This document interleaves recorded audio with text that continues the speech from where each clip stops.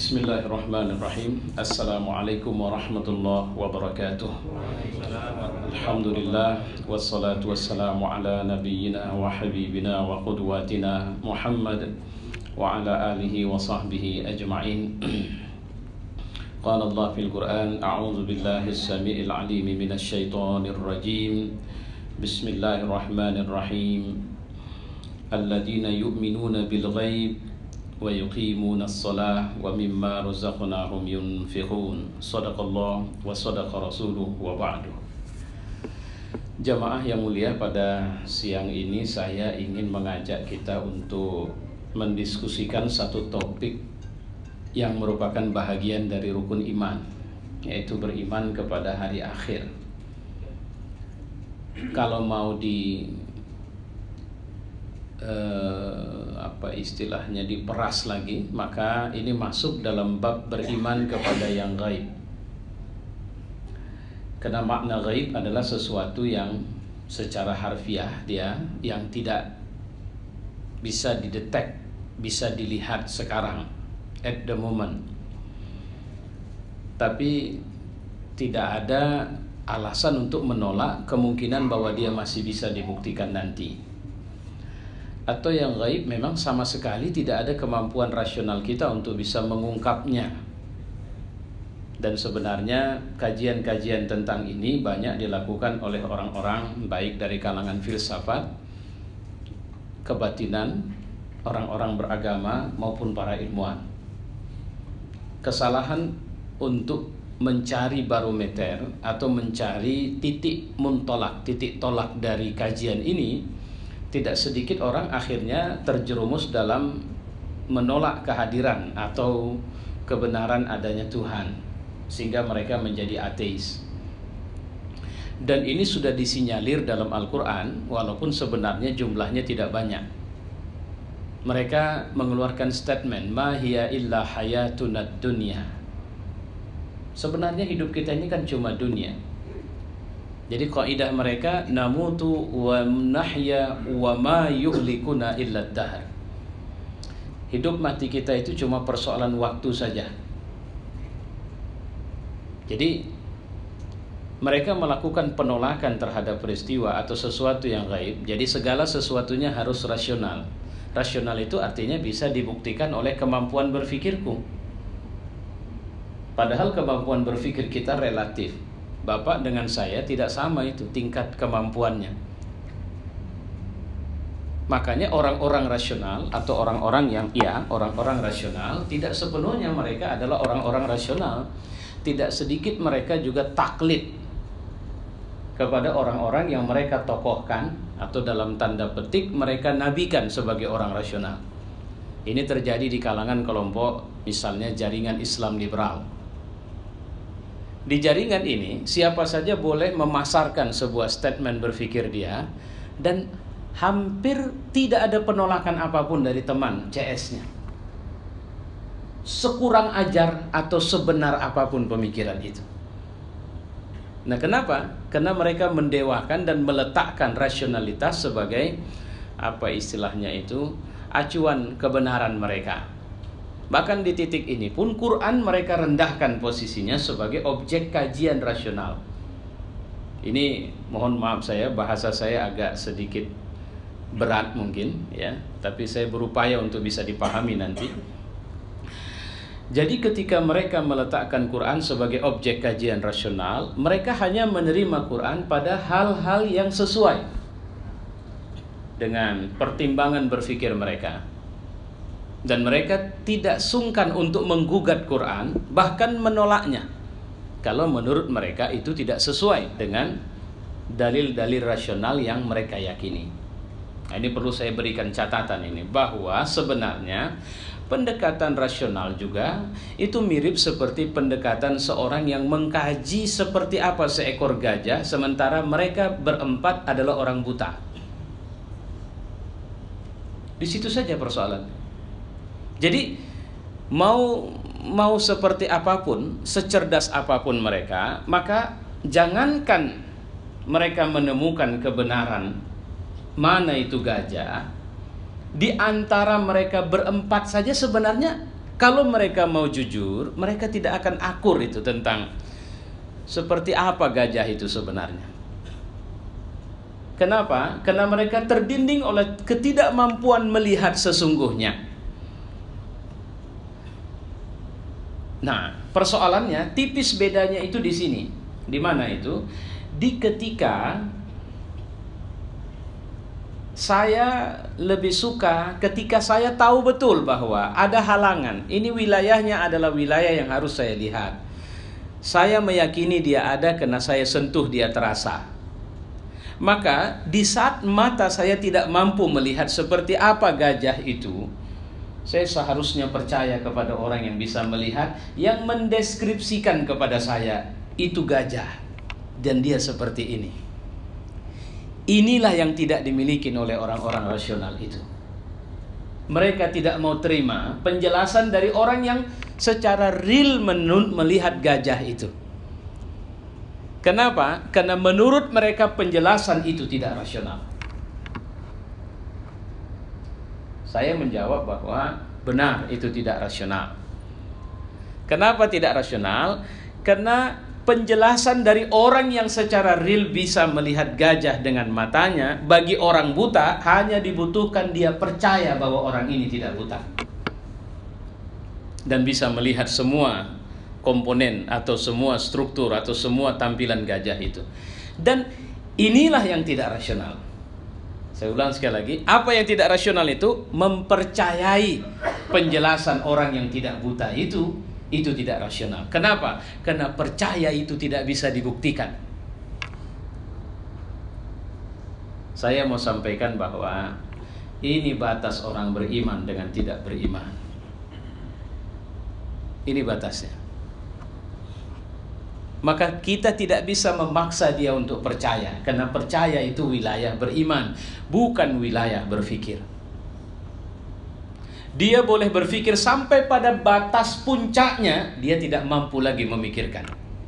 Dan ketika dia sudah sampai pada batas puncak tidak mampu memikirkannya, disitulah sebenarnya dia sudah sampai pada tangga di mana dia harus dituntun untuk sampai kepada apa yang dia mau itu. Dan malangnya dia tidak percaya dengan penuntunnya. Wa ma nahnu bimab'usin, dan kita tidak akan dibangkitkan, kata mereka. Itulah kesimpulan rasional mereka. Terus dalam ayat lain ada lagi penjelasan. Bagaimana mungkin kita sudah menjadi tulang belulang bisa dibangkitkan nanti? Itu kan penolakan rasional itu. Kita sudah mati. Terus kemudian Quran menjelaskan di sumber ayat yang lain. Ada orang yang dia tertidur selama 100 tahun. Setelah terbangun Allah bertanya, mana kendaraanmu? Ketika dia bilang, ternyata kendaraannya sudah menjadi tulang belulang yang hancur. Coba perhatikan makananmu. Dan kemudian dia memperhatikan ternyata sudah habis. Kenapa? Karena usia makanan itu ratusan tahun, 100 tahun. Dan kemudian ditanyakan kepadanya, kau tahu siapa yang membangkitkanmu setelah kau tidur 100 tahun ini? Jadi Quran itu menghadirkan dalil faktual ini, tapi tetap saja wilayahnya ini bukan urusanmu, urusan berfikirmu. Nah itu yang mau, ini pendahuluan ini dari saya ini ya. Itu bukan urusan berfikirmu. Tapi kau harus tahu aku sanggup buat itu. Lihat kisah Ashabul Kahfi. Itu sebenarnya teguran bagi orang yang hanya berhenti pada kemampuan berfikir rasionalnya. Teguran apa? Teguran bahwa aku yang hidupkan dan matikan kalian. Sama kayak gerhana semalam. Apa tahu pelajarannya apa? Itu interupsi, itu teguran dari Allah sama kita. Kau sembah matahari, aku bisa buat matahari berhenti. Kau pikir dia Tuhan, aku bisa buat dia tidak bersinar kemarin. Nah, kira-kira begitu. Kau sembah bulan, apa hebatnya bulan? Hari ini kalian lihat bahwa aku menunjukkan satu peristiwa yang di luar kebiasaan matahari dan bulan dan bumi. Kalau memang mereka itu mau mereka, pasti mereka tidak sanggup. Tapi itu mauku. Dan aku sampaikan sama kalian bahwa matahari, bulan dan bumi aku yang punya. Terus muncul pertanyaan, kenapa nggak lama? Hati-hati, yang namanya peringatan itu nggak lama. Kita dibangunkan pakai alarm, itu paling berapa menit lah, 1, 2, 10 detik berhenti dia.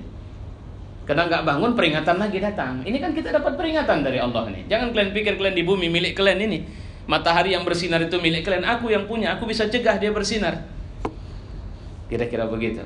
Dan dikasih waktunya sebentar. Cuma orang-orang yang kemudian berhenti pada mencoba memaksa diri ke wilayah rasionalitas dia akan bilang bahwa fenomena ini adalah fenomena yang bisa dibuktikan secara ilmiah dan rasional. Ini karena sebab ini. Oke, baiklah semua ulasanmu. Pertanyaannya, kenapa mereka bisa bergeser ke arah itu? Siapa yang menggerakkan? Apa mau mereka sendiri atau tidak? Di wilayah ini mereka tetap memaksa diri untuk tidak mau mengakui adanya Tuhan. Itu yang saya bilang tadi. Itu sebenarnya sedikit lagi orang-orang yang menolak Tuhan itu untuk percaya dengan Tuhan. Nah, di pelajaran kita ini sama dengan cerita hari akhir atau alam gaib. Gak usah jauh-jauh lah, cerita kubur. Kita tidak ada penjelasan rasional yang bisa membuktikan seperti apa yang terjadi di sana. Sepenuhnya sampai sekarang, beriman kepada hari akhir itu wilayah beriman. Maka disebutlah dia beriman. Apa yang saya maksud dengan wilayah beriman? Itu wilayah aku sudah tidak berdaya, tapi aku merasakan bahwa itu pasti ada. Apa yang mendesak kita untuk menerima itu adalah ketidakberdayaan kita di sini. Padahal sepakat secara universal, nggak usah dulu bicara agama, secara universal bahwa kejujuran punya efek positif.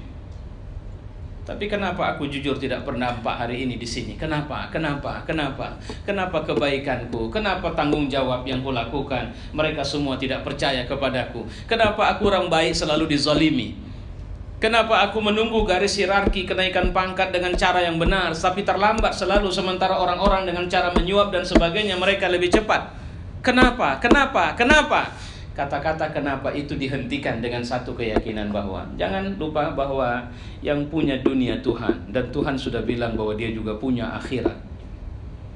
Dan jangan bilang bahwa keadilan yang Allah bangunkan itu cuma untuk duniamu. Tidak. Ketika kau tidak diadili di duniamu, maka Allah akan menghidupkan keadilan itu dalam kehidupan akhirat. Dan dia sudah mengingatkan itu semua. Dia sudah bilang sama kita, hati-hati duniamu sebentar. Hati-hati, tidak ada. Apa kalian pikir kalian diciptakan dengan main-main dan kalian tidak akan ditanya dengan semua yang kalian buat? Apa kalian pikir kalian lebih hebat dari penciptaan langit? Padahal aku sudah ciptakan langit. Coba perhatikan seperti apa dia bergerak. Apa kalian pikir kalian akan dibiarkan cuma jadi tulang belulang dan mati begitu saja dan kalian tidak akan dibangkitkan? Banyak sekali ayat-ayat yang mencoba menggetarkan kita untuk kemudian mengingatkan bahwa kau pun akan berhenti dengan semua kecerdasanmu dengan kematianmu di dunia ini. Lantas untuk apa kecerdasan itu? Jika kemudian kebatilan tidak akan berefek nanti, maka untuk apa kau melakukan kebaikan? Ini adalah gugatan-gugatan keimanan terhadap orang yang tidak pernah mau pulang kepada Allah. Kenapa kita disuruh bersabar terhadap satu tindakan yang tidak benar dan jangan melakukan balasan dengan cara yang tidak benar? Karena sebenarnya actionmu itu akan berakibat dan Tuhan akan memberikan jawabannya. Dan orang yang melakukan sesuatu yang tidak benar, dia akan berhadap-hadapan dengan Tuhan satu hari nanti. Dan hari itu posisi dia sangat tidak berdaya. Kenapa? Karena itu adalah negeri yang tidak ada lagi struktur kehidupan sosial seperti sekarang. Allah tidak butuh ada presiden dari kita. Allah tidak butuh ada menteri dari kita. Allah tidak butuh kita cari makan lagi. Allah cuma mau tanya apa yang kau buat dulu dalam kehidupan duniamu. Ya Allah, luar biasa. Nah, bapak-bapak, ibu-ibu, saudara-saudara, pelajaran kita hari ini saya tidak banyak-banyak, ini nanti bisa kalau nanti tidak sempat kita selesai, kita kaji di waktu yang lain. Apa pengaruh ya? Ada sejumlah pernyataan yang akan kita kaji dalam kesempatan ini yang menunjukkan bahwa beriman kepada hari akhir ini persoalan paling penting setelah beriman kepada Allah. Man kana yu'minu billahi wal yaumil akhir, siapa yang beriman kepada Allah dan hari akhir. Biasanya ketika Nabi ingin mengkhabarkan satu action, satu amal, satu perbuatan yang cukup penting untuk kita perhatikan, dia mengingatkan kita dengan dua keimanan ini. Bahkan dalam satu penjelasan Abul A'la Al-Maududi mengatakan, jika diperas rukun iman tinggal dua itu, beriman kepada Allah, beriman kepada hari akhir. Makanya dalam Quran itu ada penjelasan dari siapapun mereka, selama mereka beriman kepada Allah dan hari akhir. Saya pikir itu sindiran halus. Penyembah bintang, ahlu kitab, orang-orang yang pokoknya semua disebutkan, selama mereka beriman kepada Allah dan beriman kepada hari akhir, la khaufun alaihim wa la hum yahzanun. Mereka tidak perlu takut dan mereka tidak perlu cemas. Saya bilang itu sindiran. Kalian-kalian yang pemabuk, kalian-kalian yang berjudi, kalian-kalian yang biasa berzina, kalian-kalian yang biasa melakukan atau mencari rezeki dengan cara yang haram, selama kalian beriman kepada Allah dan beriman kepada hari akhir, kalian gak perlu takut dan tidak usah cemas. Gimana cara memahaminya itu? Jawabannya, memahaminya gak akan mungkin kalian seperti yang disebut-sebutkan itu. Kalau memang kalian sudah beriman kepada Allah dan beriman kepada hari akhir, gak mungkin kalian tergolong orang yang disebut-sebut itu. Itu yang saya bilang tadi, peringatan atau sindiran halus dari Allah. Biasanya pernyataan iman kepada hari akhir itu dibarengi dengan pernyataan iman kepada Allah. Ini bisa dilihat dalam suratul Baqarah ayat 262, Taubah ayat 99, An-Nur ayat 2 dan banyak lagi yang lain. Ya. Jadi selalu ada statement-statement yang seperti itu. Kedua, orang yang beriman kepada hari akhir ini akan mendapat hidayah dan kehidupan bahagia dunia dan akhirat. Saya tadi baru ngeposting satu tulisan tentang statement bahagia. Bahagia itu tidak ditentukan karena perolehan duniamu. Bahagia itu ditentukan dengan tingkat keyakinanmu kepada Tuhan. Sehingga bahagia tidak monopoli orang kaya. Bahagia tidak monopoli orang yang punya jabatan. Orang yang tidak kaya bisa bahagia. Orang yang tidak punya jabatan bisa bahagia. Orang yang artinya dia bisa didapatkan oleh semua orang jika dia menginginkan atau mendapat atau bisa menjalankan keimanannya dengan benar. Apa yang membuat saya tenang untuk kemudian tidak mengambil yang bukan milik saya? Keyakinan bahwa Allah melihat dan dia akan minta pertanggungjawaban sama saya. Apa yang membuat saya menahan lapar di saat sebenarnya saya bisa makan dan minum? Adalah ketika saya berpuasa misalnya. Dan kenapa saya berpuasa? Karena saya tahu ini perintah Tuhan. Lantas kenapa saya tidak memakan dan minum? Dan kenapa saya masih tenang menjalankan puasa ini? Karena saya tidak sedang melakukan sesuatu yang salah. Maka saya berpuasa, saya bahagia. Kira-kira begitu. Ya. Kemudian orang yang beriman kepada hari akhir ini tadi yang bahagia disebut dalam surah An-Naml ayat 1-3. Sementara ada yang mendapat rahmat dan kedamaian. Jadi mereka tetap ada dalam kontrolnya Allah Subhanahu wa taala. Keimanan itu membuat mereka akhirnya, bahkan terus terang, kalau betul-betul kita pahamin ini, kita menjadi orang yang masuk kantor jam 7, pulang kantor jam 5, maka kita tidak akan masuk lebih lambat dan pulang lebih cepat. Kenapa? Karena kita tahu Allah akan tanya, kenapa kita terlambat? Dan kenapa kita mengkorupsi waktu misalnya. Terus sepanjang jam kerja kita tidak mau, ngapain aku serius-serius sekali, adanya si anak, biarin aja dia yang kerja. Tidak. Karena CEO, top management yang akan bertanya kepada kita, yang akan memperhatikan kita, yang akan mengupgrade atau meruntuhkan kita, itu Allah Subhanahu wa taala. Kita tidak mau main-main. Maka orang yang beriman kepada Allah dan hari akhir adalah orang yang the best. Jadi bukan orang yang lemas. Kalau sholat dia hati-hati, dia takut salah. Kalau bekerja dia hati-hati, karena dia tahu betul rezeki itu bukan berapa banyak aku kumpulkan, tapi berapa banyak aku bisa memberdayakan apa yang aku dapat ini. Ya. Jadi ukurannya begitu. Ketika di rumah dia tahu betul bahwa urusanku terhadap anakku bukan bagaimana aku bisa membiayai sekolah mereka, membelikan baju mereka, makan mereka, tapi aku harus tahu mereka baca Quran surat keberapa hari ini. Atau adakah mereka membaca Quran? Apakah dari sekian banyak anakku mereka ada yang sudah mulai senang untuk bangun malam tahajud? Bukankah itu dalam tanggung jawab kita juga? Bukankah sebenarnya tidak ada alasan bagi kita untuk bilang, anakku, seperti kemarin seorang ibu bilang, saya payah sekali dengan komunikasi dengan anak saya karena sebab dia jauh. Saya bilang, bersabarlah. Karena sebenarnya jangan fokus pada payah itu. Tapi fokuslah bahwa kau punya tanggung jawab harus berhubungan baik dengan anakmu. Karena kalau sudah begitu, maka kau akan bersabar berapa lama pun waktunya untuk kemudian akhirnya terbentuk apa yang kita inginkan itu. Sesabar Nabi Nuh alaihissalam, walaupun dalam tanda petik dia tetap gagal. Dalam tanda petik, Allah tidak menyebut itu gagal. Artinya apa? Walau anak itu sudah dalam air bah, dia masih tetap memberikan pendidikan kepada anaknya dalam bentuk peringatan. Jadi bukan lantas tidak sabar dia. Baik.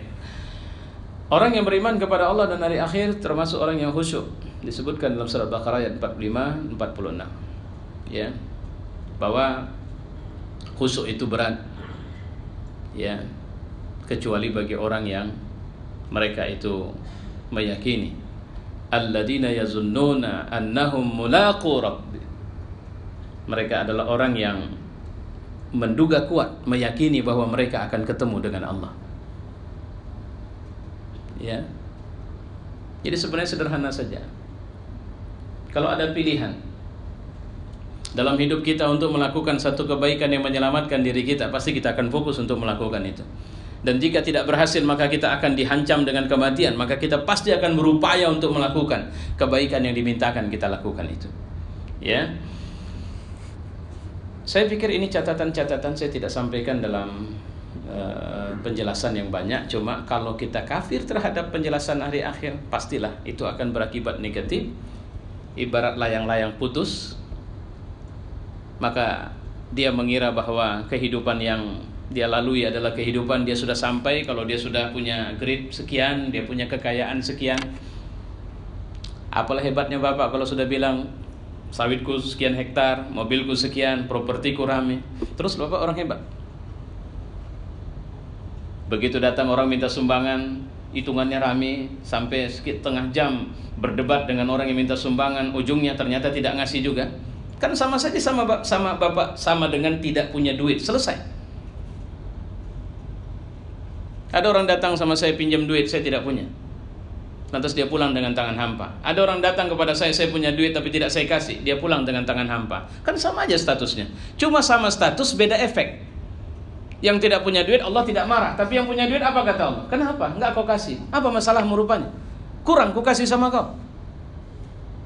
Enggak Tuhan. Jadi kenapa? Ada sedang kau pakai tidak duitnya? Tidak ya Allah. Jadi kau apain? Saya simpan. Untuk apa kau simpan? Jaga-jaga. Apa kau pikir duit itu yang jaga kau, bukan aku? Coba bayangkan. Capek kali nanti di hadapan Allah. Jadi jangan kira yang kita simpan itu punya kita. Ada orang capek kali mengumpulkan. Maka dalam Quran itu ada kalimat alladzi jama'a malan wa 'addadah. Ada berapa banyak orang yang dikasih kesempatan untuk mengumpulkan harta, tapi cuma ngitung-ngitung saja. Terus dia senyum puas. Wah, udah banyak ini. Teh botol saya sudah banyak, Bovita saya sudah banyak. Wah, alhamdulillah. Tapi tidak diminum. Kan sama saja sama orang yang kehausan di ujung sana. Nah, kira-kira begitu. Wallahu a'lam bishawab. Assalamualaikum warahmatullahi wabarakatuh.